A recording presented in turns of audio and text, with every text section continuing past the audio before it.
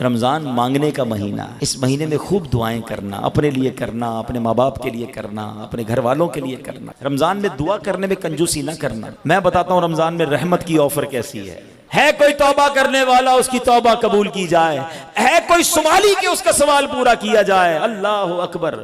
अपना काम तो रमजान की रातों में बैठकर कहना है, लब्बैक मौला में हाजिर, या अल्लाह मैं सवाली, मेरा सवाल पूरा कर, मैं मगफिरत का भिखारी, मुझे मगफिरत दे दे, मैं तौबा करने वाला, मेरी तौबा कबूल कर। रमजान की रातें तो दुआओं में गुजारना। खुदारा ये घूमने फिरने शॉपिंग के लिए नहीं आया रमजान, इसको जाया मत कर देना।